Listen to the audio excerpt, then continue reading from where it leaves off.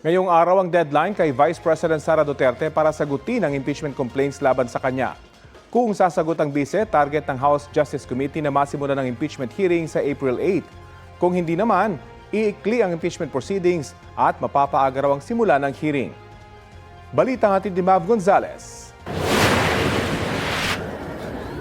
Sa gitna ng mga impeachment complaint laban sa kanya, dumalo si Vice President Sara Duterte sa isang exhibit sa Davao City bilang bahagi ng 90th anniversary ng Office of the Vice President. Tampok dito ang kasaysayan ng OVP. Sa kanyang talumpati, nagbiro ang bise.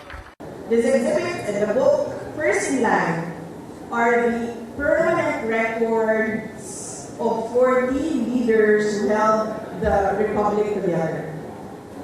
They were not 14 lang kasi yung hindi pa tapos yung naka-15. Hindi natin alam kung ma-impeach siya o hindi. Tapos ang kwento niya. Kasama sa event si dating Pangulo at ngayoy Pampanga 2nd District Representative Gloria Macapagal Arroyo na naging vice-presidente mula 1998 hanggang 2001. Sa kanyang talumpati, sinabi ni Arroyo, 4 na beses din siyang dumaan sa impeachment proceedings, kaya meron na siyang insight sa naturang proseso. Hindi raw ito dapat maging personal o political theater sa demokratikong bansa at mahalaga na ang nangunguna sa proceedings ay mahinahon, patas at tapat sa batas. Speaker Boy has said that the hearings on the impeachment complaints will be tackled fairly. The eyes of the Filipino nation are upon us in Congress. I urge my fellow congressmen to do so in the spirit described by Speaker Boy. Ngayon, ang deadline ng kampo ng bise para tumugon sa mga alegasyon sa impeachment cases laban sa kanya. Ayon kay House Justice Committee member Terry Ridon, hihintayin nila ang sagot ng bise hanggang matapos ang office hours. Kung sumagot pa, sasagutin ng komite ang mga endorser at complainant, saka magsusumite ng rejoinder ang kampo ng bise.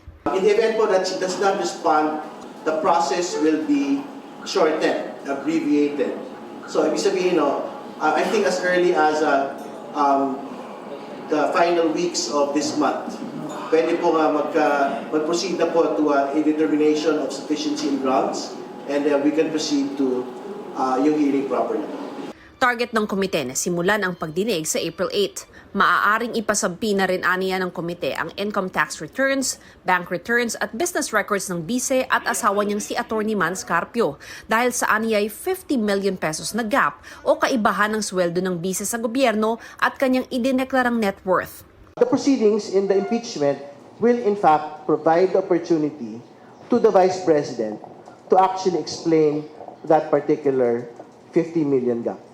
Sinusubukan pa namin kunin ang panig ng bise at ni Carpio kaugnay rito pero wala pa silang tugon sa ngayon. Dagdag ni Ridon, pinag-aaralan din kung i-reject ang entry of appearance ni na Atty. Michael Poa at Atty. Reynold Monsayak bilang mga abogado ng bise dahil sa posible aniyang conflict of interest. Ngayon ko lang narinig na yung respondent ay hindi pinapayagan kung sino ang kanyang lawyers. Ngayon lang ako nakarinig ng circumstance na hindi pinapayagan ang respondent kung sino ang pinipili niya na lawyer. So, antayin na lang natin kung ano mangyayari. Mav Gonzalez, nagbabalita para sa GMA Integrated News.